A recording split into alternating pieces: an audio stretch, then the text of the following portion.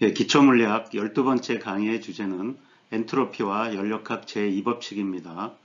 우리 주변에서 일어나는 그 여러 변화를 보면 그 변화가 어느 한 방향으로만 진행이 되는, 즉 변화의 방향성이 있는 경우가 많습니다. 그래서 왜 이렇게 변화에 이 한 방향으로만 진행되는지를 이 엔트로피라는 이 새로운 양을 도입해서 어떻게 설명하는지 알아보도록 하겠습니다.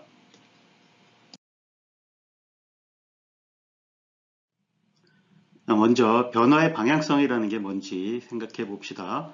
그래서 우리 주변에서 일어나는 이 물체의 운동, 예를 들어서 이 공이 자유낙하하는 것을 보면 위에서 아래로 이렇게 떨어져서 튕겨 오를 텐데, 우리가 보통 그거를 이 필름을 거꾸로 돌린다고 해야 되나? 그러면 우리가 공을 아래에서 위로 던지면 어떻게 되느냐? 근데 그 경우에 위에서 아래로 떨어질 때와 아래에서 위로 던질 때 똑같은 모습이 연출되죠. 그래서 이런 경우에는 그러니까 앞으로 진행해도 되고 뒤로 진행해도 되는 대칭성이 있다. 그래서 이런 거를 이 시간 반전 대칭성이 있다라고 얘기를 합니다. 그래서 이제 필름을 앞으로 돌리나 뒤로 돌리나 이제 똑같이 이 자연스러운 그러니까 평소에 잘 일어나는 현상이다라는 이제 의미라고 보시면 됩니다. 그러니까 그런데 그 많은 그 거시적인 과정을 보면, 그러니까 이렇게 그 아래로 내려가는 거나 위로 올라가는 거하고는 이렇게 다르게 그 어느 한 방향으로만 이제 일어나는 확률이 훨씬 더 큰 경우가 있습니다. 자, 이번에는 그 공이 떨어지는데 완전히 그 탄성을 가져서 이렇게 대튕겨 올라오는 게 아니라, 그러니까 볼링공 같은 게 떨어지면 그냥 땅에 탁 하고 멈춰버리죠. 자, 그러면은 그 원래 공이 가지고 있던 그 운동 에너지는 어디로 사라져 버린 걸까요? 예, 우리가 연력학 제1법칙만 가지고 설명하면 에너지가 다 보존돼야 되는데, 이 볼링공이 가지고 있던 땅이 떨어질 때 가지고 있던 그 운동 에너지가 어디론가 갔는데 그 에너지는 결국 열 에너지로 갔을 겁니다. 그럼 그 결과 이 땅 표면과 그 다음에 그 볼링공이 온도가 조금 올라갔을 거예요. 자, 그래서 에너지는 어쨌든 이 충돌한 후에도 계속 보존이 됩니다. 자, 그런데 이거를 만약 내가 필름을 거꾸로 돌린다고 생각을 해봅시다. 그럼 바닥에 가만히 놓여있던 볼링공이 그럼 주변으로부터 열을 흡수해가지고 그 땅과 볼링공이 더 차가워지면서 그 에너지를 얻어서 볼링공이 위로 튀어 올라오는 그런 상황을 본 적이 있는가? 그럼 본 적이 없죠. 예, 그러니까 이런 일은 안 일어나더라라는 겁니다. 자, 그래서 왜 이런 경우에는 이제 그 필름을 거꾸로 돌리는 일이 한쪽으로만 진행되고 반대쪽은 안 되느냐인데, 가만히 살펴보니까 뭔가 이런 상황에서는 이 열 에너지의 출입하고 관계가 있다는 걸 볼 수 있죠. 근데 물론 꼭 열 에너지뿐만이 아니라 이제 다른 상황에서도 그럴 수 있는데, 지금 여기 보면 몇 가지 상황을 해놨죠. 그래서 뜨거운 물체와 차가운 물체를 접촉을 시키면 결국 둘 사이에 뜨거운 물체로부터 차가운 물체로 열이 전달돼서 온도가 같아지죠. 자, 그런데 온도가 같은 두 물체를 이렇게 놔두면 저절로 이 한쪽에 있던 열이 다른 쪽으로 이동해서 하나는 차가워지고 하나는 뜨거워지고 이런 현상은 안 일어나죠. 관찰되지 않습니다. 그 다음에 옆에 보면 우리가 물에다가 잉크를 한 방울 떨어뜨리면 그 잉크가 쭉 이렇게 확산이 돼서 퍼져나가죠. 그래서 최종적으로 다 이렇게 파란색을 띌 겁니다. 그런데 이렇게 이미 다 퍼져 있는 이 잉크가 그냥 어느 반대로 이렇게 서서히 모여들어서 이렇게 다시 잉크방울이 되는 경우는 일어나지 않더라라는 거죠. 자, 이런 게 왜 안 일어날까 반대로는. 자, 그 다음에 이렇게 계란을 내가 탁 던지면 바닥에 떨어지면서 깨지는데, 저렇게 깨져 있던 계란이 다시 튀어 오르면서 이제 다시 계란이 되는 그런 일은 일어나지 않더라라는 거죠. 그래서 이렇게 이 변화의 방향성이 있더라. 그러니까 이런 거는 이제 왜 그러냐 한데, 그러니까 이런 걸 보면 이 열과 일이 관계되는 경우에는 그러니까 에너지가 보존된다는 그 연력학 제1법칙만으로 설명되지 않은 어떤 규칙이 있는 거다라는 거였고, 이것을 자세히 관찰해 봤더니 결국 이 열이 이동하는데, 그러니까 열이 온도가 높은 곳에서 낮은 곳으로만 이동하지 낮은 곳에서 높은 곳으로 이동하지 않더라라는 현상과 관계가 있더라는 겁니다. 근데 물론 여러분들이 냉장고 같은 경우는 그럼 뭐냐? 냉장고는 그 뜨거운 물체에 있던 게 아니라 이제 그 열을 빼앗아서 더 차갑게 만들죠. 자기보다 더 차가운 거에서부터.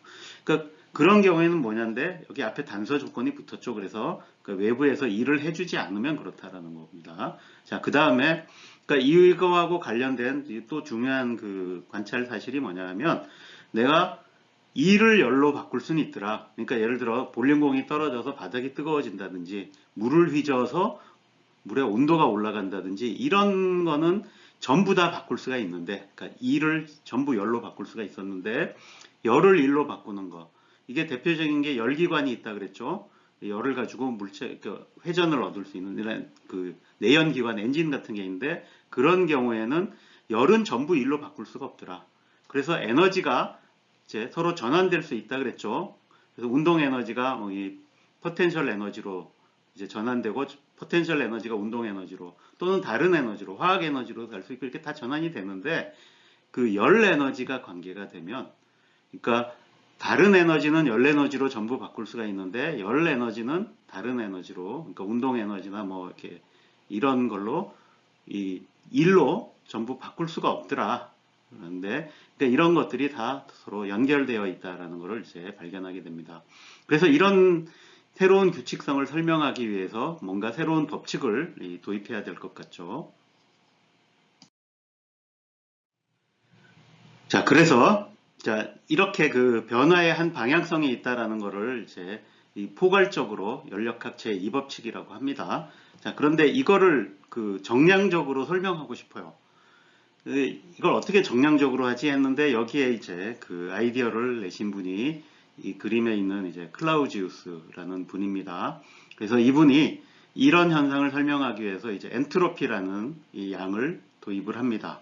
그래서 이 열이 우선 첫 번째 목표가 그러니까 아까 그 이 관련된 현상 중에 열이라고 하는 것이 이제 그냥 놔두면 이 온도가 높은 곳에서 온도가 낮은 곳으로만 흐르지 온도가 낮은 곳에 있던 열이 온도가 높은 곳으로 가지 않더라. 그러니까 이거를 한번 표현해 보려고 했습니다.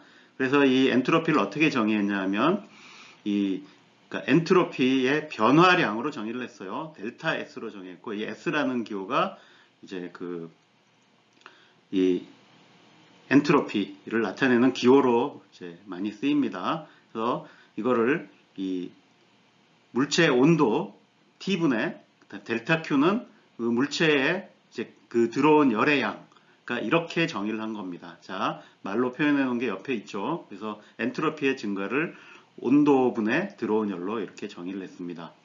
그러니까 왜 이렇게 정의했느냐라고 물어보면 지금 당장에는 설명이 쉽지 않습니다. 그래서 이 양을 가지고 해봤더니 뭔가 설명이 되더라 정도로 받아들이시면 될 것 같고 그 얘기는 무슨 얘기냐? 일단 이 공식을 이제 외우라라는 뜻입니다. 그러니까 당장에 이해가 안 될 테니까 일단 엔트로피라는 양이 이렇게 정의가 된다라는 걸로 이제 기억을 일단 먼저 해둬야 그 다음에 이제 해볼 수 있겠죠. 자, 그럼 저 양을 가지고 연력학 제2법칙, 그러니까 변화의 방향성이 있다라는 걸 어떻게 표현하냐 하면 이 닫힌 게 일단 외부에서 뭔가 이렇게 열이나 뭐 물질이 들어오지 않는 그런 계에서는 이 모든 연력학 과정에서 이 엔트로피가 감소할 수 없다. 그러니까 변화가 일어나면 엔트로피가 변하긴 하는데 늘어는 날 수 있어도 줄어들 수는 없다라는 걸로 표현을 했습니다. 자, 그래서 그러면 내가 위에서 이제 엔트로피라는 이제 엔트로피 변화량이라는 걸 정의했으니까 이 연력학 제2법칙은 이 델타 S가 0보다 크거나 같다라는 걸로 이렇게 표현을 할 수가 있는 거죠. 이렇게. 자, 그럼 이 법칙 가지고 우선 앞에서 했던 온도가 높은 곳에서 낮은 곳으로만 흐른다라는 것을 어떻게 설명하는가를 봅시다. 자, 지금 여기 두 개의 물체가 접촉을 하고 있어요. 이쪽 물체는 온도가 높아요. T high라고 표기되어 있고 이쪽 물체는 T low라고 되어 있습니다. 자, 그럼 우리가 알기로는 뜨거운 물체에서부터 차가운 물체로 열이 전달이 되겠죠. 그 전달된 열의 양을 Q라고 해봅시다. 그러면 이 온도가 유지되면서 일단 Q가 건너갔다라고 하면 내가 이때 그 엔트로피의 변화량을 계산할 수 있죠. 그러면 이 요 개 두 개를 합친 개는 밖에서부터 에너지가 들어오지 않는 이 고립계입니다. 그렇지만 요 안에 있는 요 부분과 요 부분은 각각이 이 엔트로피가 변할 수 있죠. 서로는 열을 주고받으니까. 자, 그러면 이 뜨거운 물체는 열을 내줬으니까 요 델타 Q가 이제 마이너스가 되겠죠. 그래서 TH분의 마이너스 Q가 되고, 이 열을 받은 이 낮은 온도의 물체는 TL분의 Q가 되죠. 그래서 이 두 개를 더한 게 전체 엔트로피 변화량이 됩니다.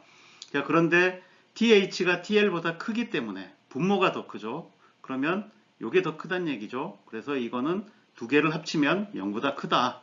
자, 이렇게 엔트로피 변화량이 0보다 큰 거는 일어날 수 있다라는 뜻이에요. 그죠? 그러니까 이 연력학 제2법칙 얘기하는 건 감소할 수 없다니까, 이건 증가하는 거니까 일어난다는 얘기죠. 근데 반대로 한번 낮은 온도에서 높은 온도로 열이 이쪽으로 건너갔다 그러면 요 전체의 부호가 바뀌겠죠. 그러니까 그런 경우에는 엔트로피의 이 변화량이 음수가 될 겁니다. 0보다 작다는 얘기죠. 근데 그런 일은 일어나지 않는다라는 거죠. 자, 그래서 이 열은 온도가 높은 곳에서 낮은 곳으로 흐른다라는 요 말을 내가 엔트로피라는 이런 양을 도입하면 이 그 닫힌 개의 연력학 과정에서 엔트로피는 감소할 수 없다라고 이렇게 이 표현을 할 수 있다라는 것을 볼 수 있습니다. 자, 일단 이렇게 내가 엔트로피라는 양이 어쨌든 말로만 돼 있던 이 변화의 방향성이라는 것을 정량적으로 일단 표현을 할 수 있다라는 걸 이제 알 수 있습니다. 자, 근데 이 델타 S가 증가는 하는데 이 한번 증가하면 그 다음부터는 줄어들지 못한다 그랬으니까 그럼 줄어든 원 상태로 돌아갈 수가 없죠. 자, 그래서 어떤 상태가 변화했는데 다시 원래대로 돌아갈 수 있으려면 엔트로피가 증가하는 변화는 그게 불가능하다라는 걸 알 수 있죠. 그래서 어떤 변화가 일어났는데 그 변화를 되돌릴 수 있느냐 없느냐가 그러니까 돌릴 수 있으면 가역과정이라 그러는데, 그런 가역과정은 반드시 이 변화는 일어나도 엔트로피의 증가는 없어야 된다. 그래야만 이제 이 가역 과정이 되고, 엔트로피가 증가하면 그 변화는 되돌릴 수가 없다라는 거죠. 그럼 이제 비가역 과정이 되는 겁니다. 이게 옆에서 본 요런, 그러니까 뜨거운 물체에서 차가운 물체로 열이 이동한 거는 이제 이 엔트로피가 증가했으니까 이런 건 비가역 과정이 되겠죠.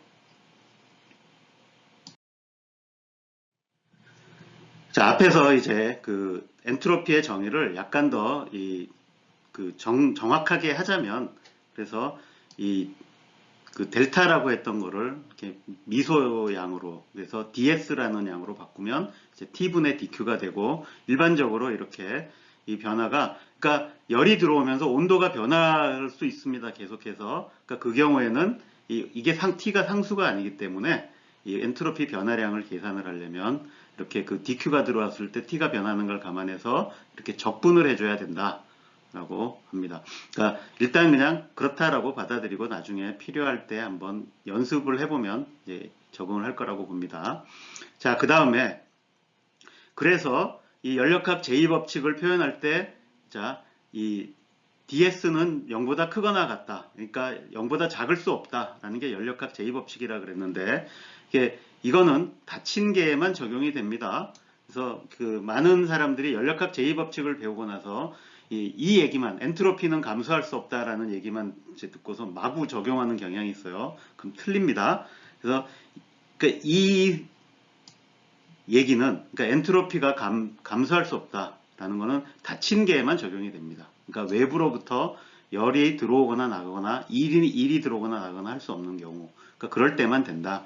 근데 일반적으로 우리가 보는 많은 개는 열린 개입니다. 그래서 이 열린 개에서는 그 외부로부터 이 1도 받을 수 있고 열도 들어올 수 있고 뭐 이러기 때문에 요 똑같은 연력학 제2법칙이 이제 다른 식으로 표현이 됩니다. 그래서 예를 들어서 이거는 여러분들이 뭐 지금 이제 일반 물리 수준에서 반드시 알아야 될 필요는 없지만, 어쨌든 이 열린 개일 때는 연력학 제2법칙이 조금 달라진다라는 걸 알려주는 의미에서, 예를 들어 부피와 온도가 일정하게 유지될 때는 이 엔트로피라는 양 대신에 이렇게 정의된 헬름홀츠 자유에너지라는 게 정의되고, 이 자유에너지가 이게 증가할 수 없다라는 걸로 다르게 표현이 됩니다.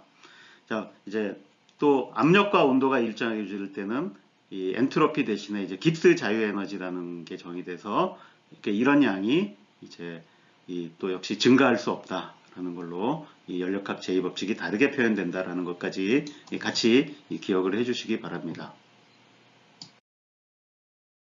자, 엔트로피 개념이 이게 좀 생소할 수 있죠. 그래서 이게 어떤 경우에 이제 구체적으로 좀 계산을 해볼 수 있나 하는데, 여러분들이 뭐 지금 아는 게 이산기체밖에 없을 거라고 생각을 합니다. 그럼 그 이산기체의 경우에는 이걸 계산을 해볼 수가 있어요. 그러니까 실제로 변화에 대해서 이제 엔트로피가 어떻게 바뀌나라는 걸 계산을 하는데, 근데 어쨌든 이 엔트로피는 이제 조금 어려운 얘기지만 이제 상태함수라 그럽니다. 이거는 상태함수란 말은 그 과정에 어떻게 도달하든지 그냥 그 처음과 나중 상태가 뭐냐에 의해서만 결정이 되고 과정에는 무관하다라는 거고, 그래서 그 이산기체의 엔트로피를 계산할 때 자, 그 어떤 과정을 거치든지 그냥 그 최종적인 상태만 알면 된다. 그래서 계산만 하면 된다라는 취지에서 자, 어떻게 계산하냐면 우리가 엔트로피라는 게 이 앞에서 이렇게 정의가 됐죠. 그러니까 ds라는 게 이 t분의 dq 이게 되고, 내가 이걸 계산하려면 이걸 적분을 해야 되는데, 그러려면 내가 요 부분을 알아야 되겠죠.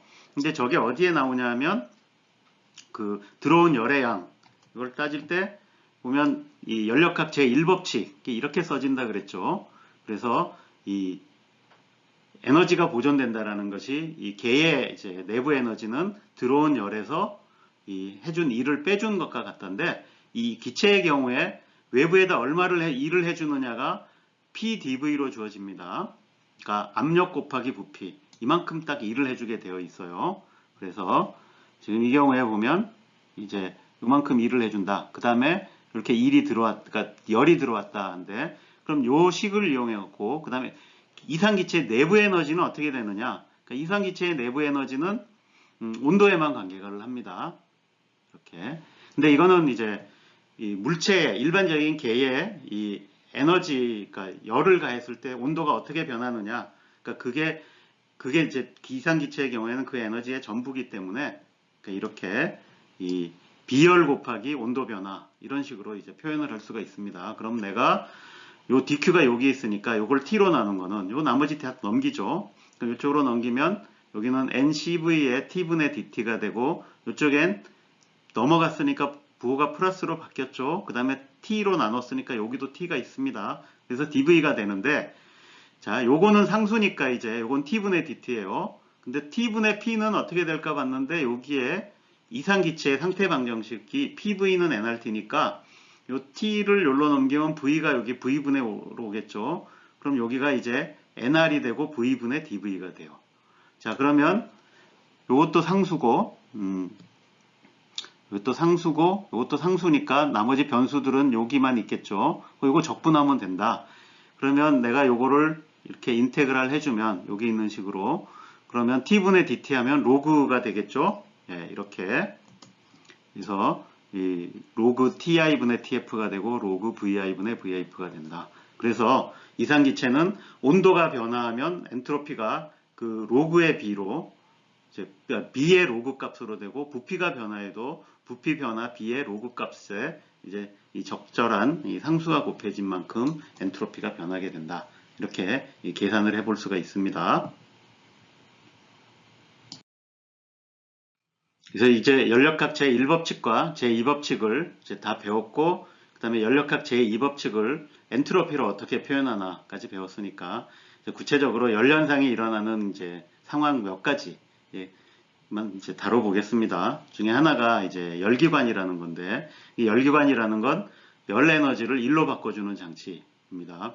그래서 이거를 보통 그림으로 그릴 때 이런 식으로 많이 그려요. 열기관이라는 건 이 열이 들어오는 높은 에너지, 높은 온도에 이 열 저장소에서부터 열이 나와서 이 더 낮은 온도의 열 저장소로 열이 이동하는 과정에 그 중에 일부가 이렇게 이제 그 일을 한다라는 거죠. 근데 이 과정에서 이제 연력학 제2법칙이 적용되면 어떻게 되냐면, 그때 나왔죠. 이 열이 전부 일로 바뀔 수는 없다라는 게 연력학 제2법칙이 됩니다. 그러니까 결국 요게 있어야 된다는 얘기죠. 요게 0이 될 수 없다. 그래서 이제 일부는 이제 이 열이 이 손실이 되고 그 중에 일부만 일을 할 수 있다라는 거고, 그러니까 그래서 이 열기관의 효율이라는 게 여기 나온 이 높은 온도의 연료원에서 얻은 이 들어온 열의 양분의 그 중에 1로 바꾼 양, 이걸 이제 열기관의 효율이라 그럽니다. 보통 그렇게 높진 않습니다. 그래서 열기관이 여러 가지가 있는데, 이 처음으로 이제 이 연구가 됐던 게 이 카르노라는 분이 연구한 이제 카르노 기관이라는 거고, 그러니까 이거는 전부 이 가역 과정만을 써가지고 이제 이 요것들을 해내는, 그러니까 일을 해내는 이제 그런 거였습니다. 그래서 이게 그 열기관을 연구하는데 아주 기본이 되는데, 여기서는 뭐 자세하게 설명할 시간이 없으니까 그냥 이 정도로 소개만 하고 넘어가도록 하겠습니다. 실제로 그 자동차에 쓰이는 내연기관, 그러니까 앞으로 이제 전기차가 대세가 되면 내연기관은 사라질지는 모르겠습니다만, 이 자동차에 있는 내연기관은 이 작동 방식이 조금 다른데, 지금 이 그림은 이제 여기 보면 X축은 부피고 Y축은 압력이죠. 그래서 이렇게 이 실린더 안에 이렇게 이 연소시킬 수 있는 이제 기체, 뭐 이 휘발유를 쓰는 차면은 이제 그 휘발유를 넣고 공기하고 같이 넣어서 여기다가 이제 연소시키면은 그때 그러니까 열이 발생하죠. 그러니까 그 열을 이제 일로 바꾸는 건데, 이런 이 네 단계 과정을 거쳐서 이 그림에서 보여주는 이런, 그러니까 뭐 압축이 됐다 팽창을 하고 뭐 이런 과정을 거쳐서 이렇게 이 회전을 얻는, 그래서 일을 하게 만드는 이제 그런 거라고 볼 수 있습니다. 그래서 그럼 실제로 저 내연기관이 이제 작동하는 장면을 그냥 영상으로 한번 보도록 하겠습니다. It's like, this is the most acoustically pleasing thing I've seen in a while.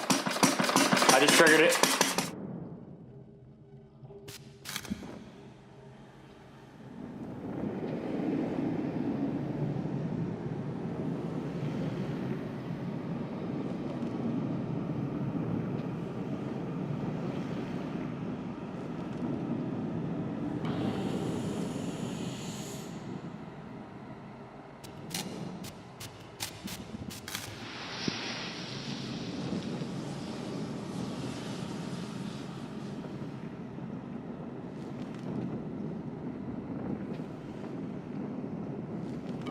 Okay, this is pretty and all, but I want to understand exactly what's happening. We have the piston on the left moving up and down inside the cylinder and two valves on the right.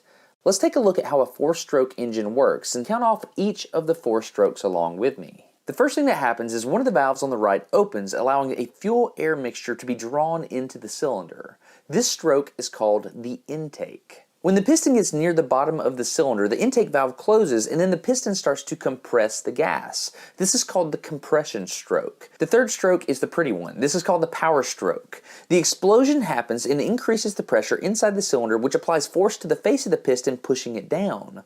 When all those gases have burned after that third stroke, the exhaust valve then opens and the fourth stroke, called the exhaust stroke, clears the cylinder of all those exhaust gases.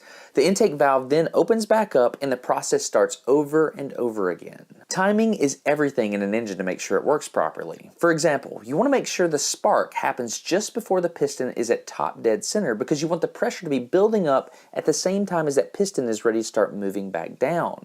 When you hear a person talk about the advancing or retarding of the timing of an engine, that spark timing is what they're talking about. If you look really closely, you can see that the spark happens just before the piston reaches the top of the stroke. I asked Everett and Mike if they would dare to run the engine on gasoline for me because I wanted to see a brighter flame. I was really excited when they said yes, and I was even more impressed when they said that they could change that engine over in just a matter of seconds. So we're already converted? Like, you're done? That's it. That was fast.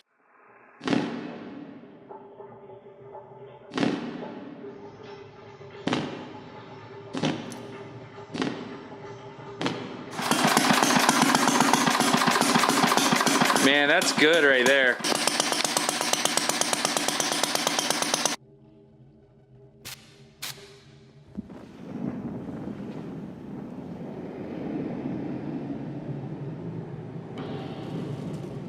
Okay, now that you know how an engine works, watch each of the four strokes and see if you can identify each one. Intake, compression, power, exhaust.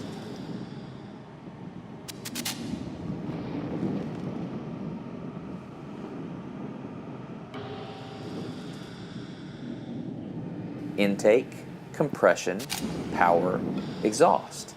Now think about the engine in your car. All the explosions are synchronized together to make that one constant engine roaring sound. 자, 이번에는 냉동기라는 걸 알아봅시다. 냉동기는 이 낮은 온도에 있는 열을 이 높은 온도로 가져가는 이제 장치가 이제 냉동기입니다. 그 집에서 볼 수 있는 이 냉장고나 그러니까 에어컨이 다 이런 기능을 하는 거죠. 자, 근데 앞에서 우리가 연력학 제2법칙을 배울 때, 그러니까 그냥으로는 이 온도가 낮은 곳에서 온도가 높은 곳으로 열이 이동할 수 없다 그랬죠. 그럼 이게 가능하려면 어떻게 해야 되느냐? 바로 이렇게 이 외부에서 일을 해줘야 된다라는 거죠. 그래서 이 냉동기 상황에서는 연력학 제2법칙이 어떻게 적용되냐 하면 이 W가 없이 이렇게 흘러갈 수 있는 거는 불가능하다라는 겁니다. 그래서 이 일을 해주고서 이제 이 열을 이제 얼마나 가져가느냐인데, 예를 들어 그래서 성능을 잴 때도 이 냉장고의 성능은 내가 일을 해준 것뿐에 낮은 온도에서 열을 얼마나 뺏어올 수 있나, 이걸로 이렇게 잽니다. 자, 근데 구체적으로는 그럼 어떤 일을 해줘야 되느냐가 문제가 되죠. 그러니까 이게 실제로 이제 냉동기를 이제 구현하는 방법이 됩니다. 그래서 그 일을 해주는 거는 여기서는 뭐 시간 관계상 자세한 설명은 하지 않겠지만 보통 이제 이 주울 톰슨 과정이라 그래서 내가 이 기체를 강하게 압력을 가해주면서 이렇게 굉장히 좁은 영역으로 뽑아내면 여기는 더 압력이 낮은 영역이 되겠죠.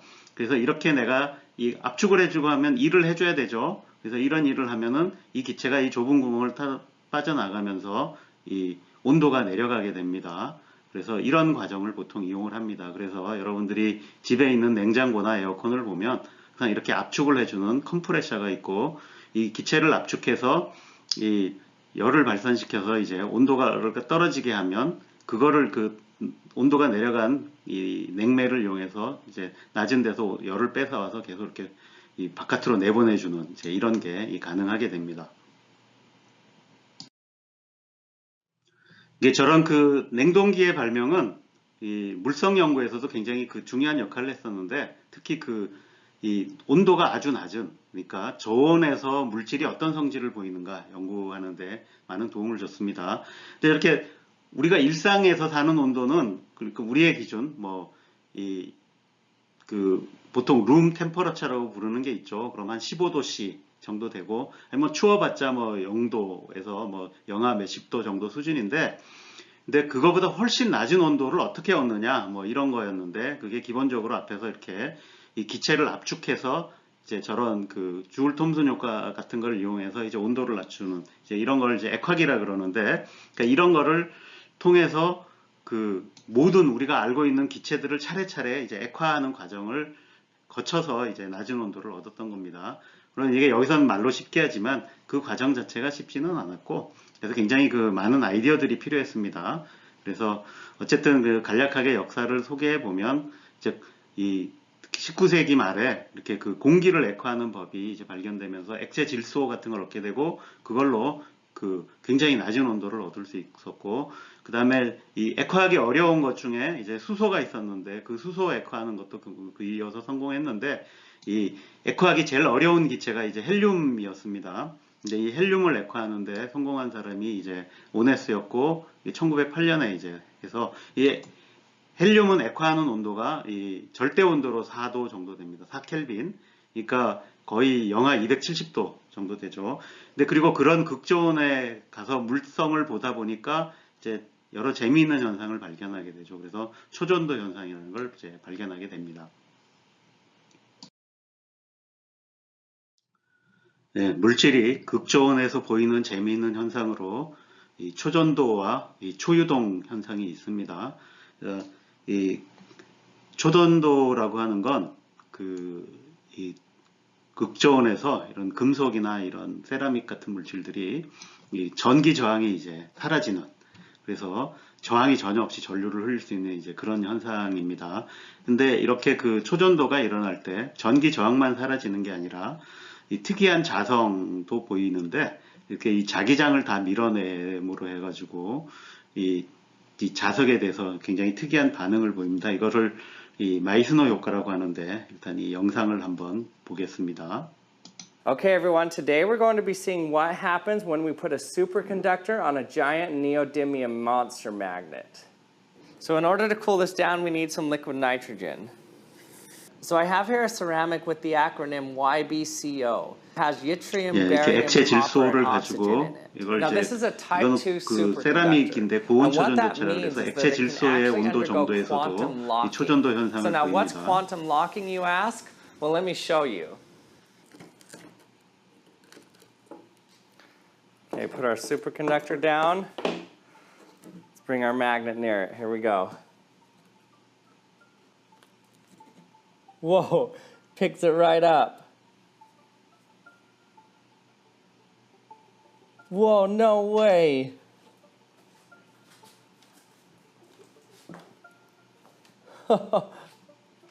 Look at that. It's like there's a string connected to it.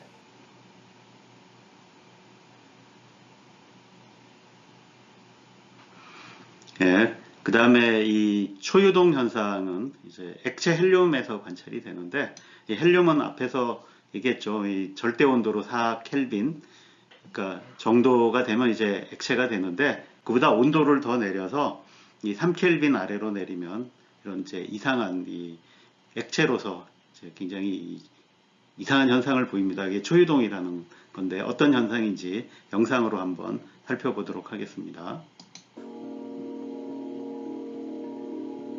There were more surprises. There were more surprises ahead. In the 1930s, another strange phenomenon was observed at even lower temperatures. This rapidly evaporating liquid helium cools until at 2 degrees above absolute zero, a dramatic transformation takes place. Suddenly, you see that the bubbling stops and that the surface of the liquid helium is completely still. The temperature is actually being lowered even further now, but nothing particular is happening. Well, this is really one of the great phenomenon in 20th century physics. The liquid helium had turned into a superfluid, which displays some really odd properties. Here I have a beaker with an unglazed ceramic bottom of ultrafine porosity. Ordinarily, this container with tiny pores can hold liquid helium. But the moment the helium turns superfluid, it leaks through. We call this kind of flow a superflow. 이렇게 그 초유동 상태가 되면 Superfluid 이 helium 액체의 can do 정성이 things we might have 사라져서 believed 이 impossible. 벽, It 이 appears to defy 분자들의 gravity. 운동만으로 A 이 thin 벽을 삼고 film can climb walls and escape its 이렇게 container. 이 밑으로 This is 샌다라는 because a superfluid 현상을 has zero 보여준다는 겁니다. viscosity. It can even produce a frictionless fountain, one that never stops flowing. Superfluidity and superconductivity were baffling concepts for scientists. New radical theories were needed to explain them.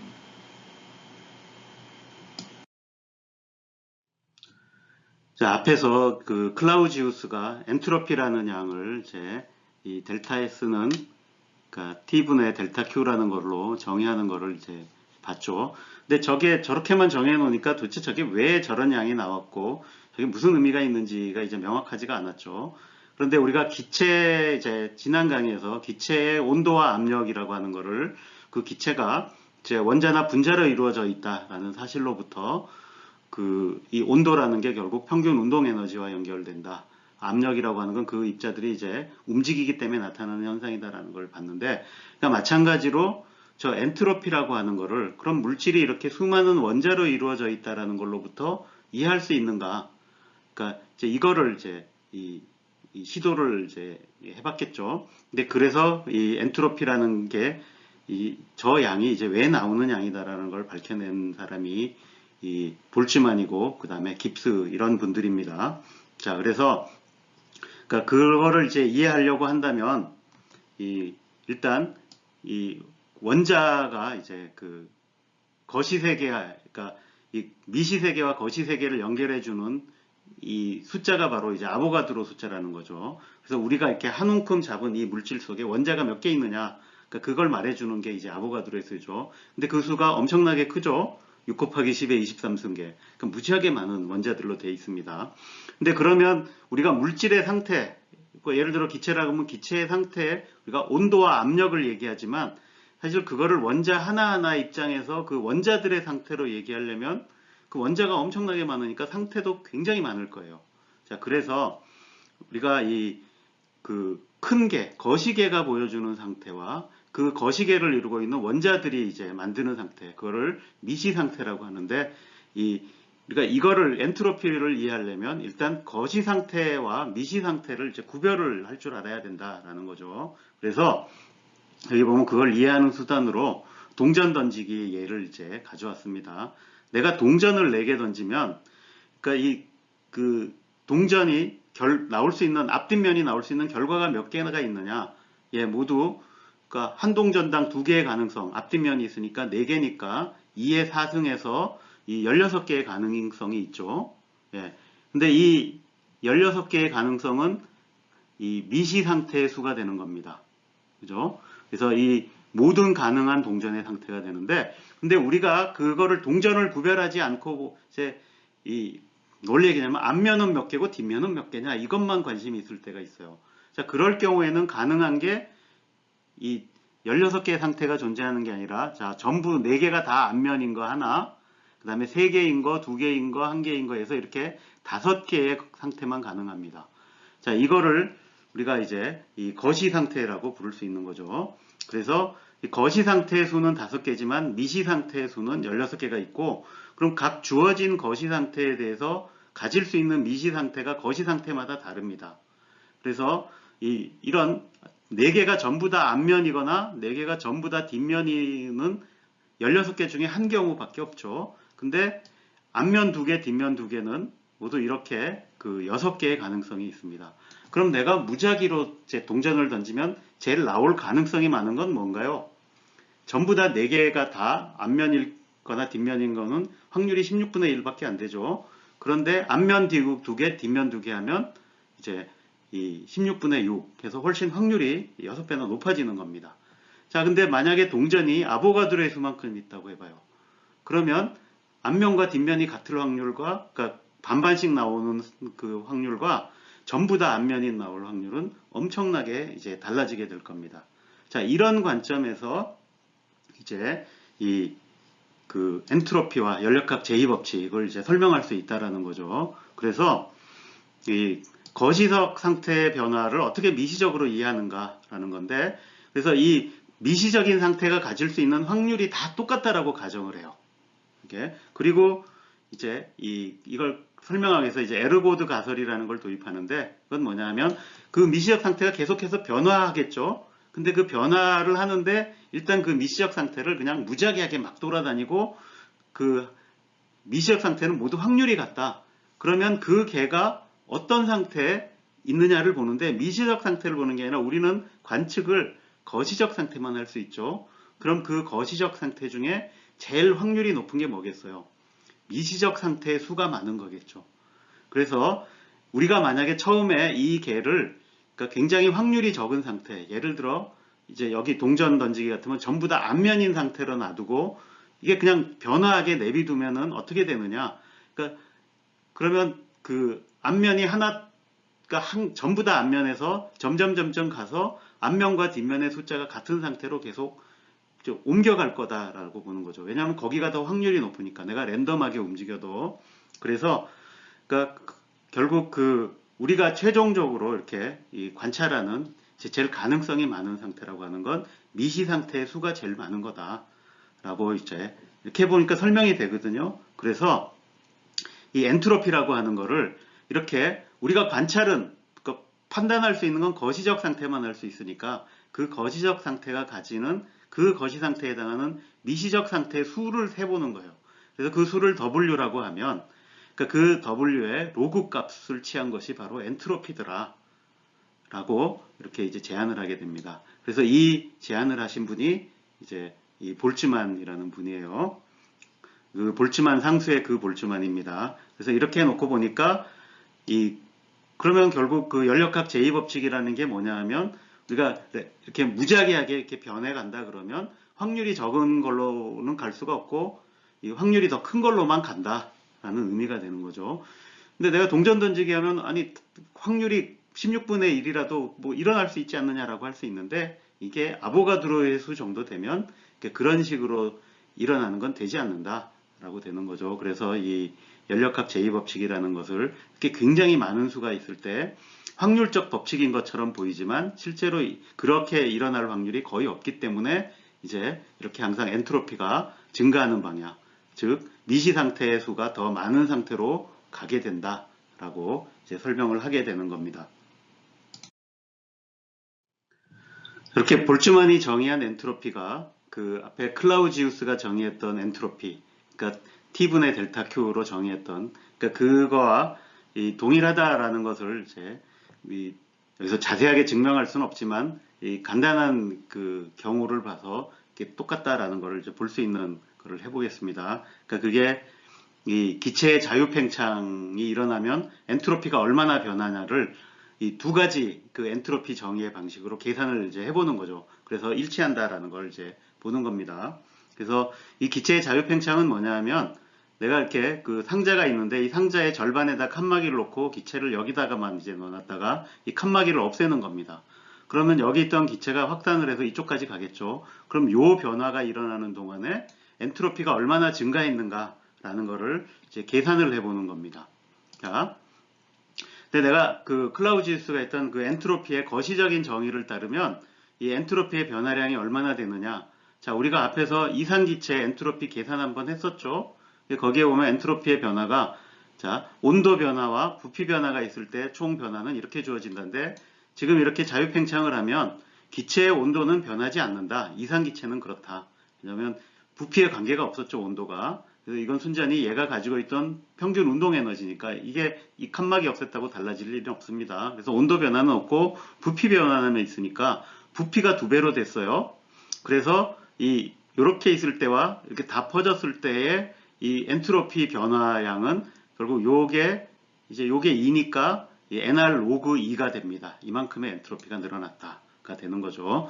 자, 그런데 이거를 그 볼츠만이 했던 엔트로피의 미시적인 정의 가지고 하려고 그러면 자, 이때는 이 미시적인 상태의 수가 얼마나 변했는가를 세야 돼요.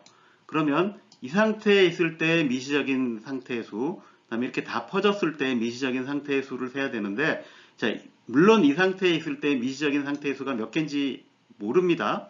그렇지만 뭘 아냐 하면 적어도 이렇게 2배가 됐을 때는 이렇게 전체 퍼져 있는 상태는 이쪽에 있는 상태에다가 그럼 각각의 여기는 원자 하나하나가 그 상태 곱하기 이쪽에 있느냐 이쪽에 있느냐 두 가지 선택이 또 늘어나겠죠. 그러니까 각 원자마다 상태가 2배로 늘어나요. 이렇게. 근데 원자가 n개 있다고 쳐봐요. 여기에. 그러면 어떻게 되겠어요? 그럼 각 원자마다 상태가 2배씩 늘어나니까 이 총 상태의 수는 그러니까 2의 그 원자의 개수 n승 곱해준 것만큼 상태의 수가 늘어납니다.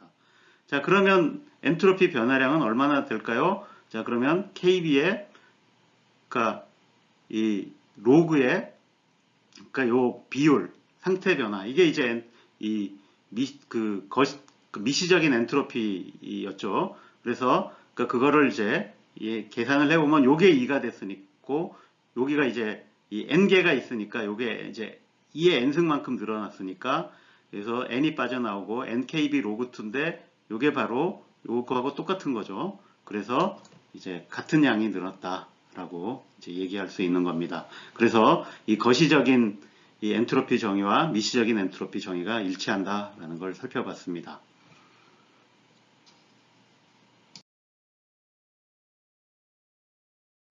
자, 이번 강의의 내용은 전체적으로 쉽지가 않았죠.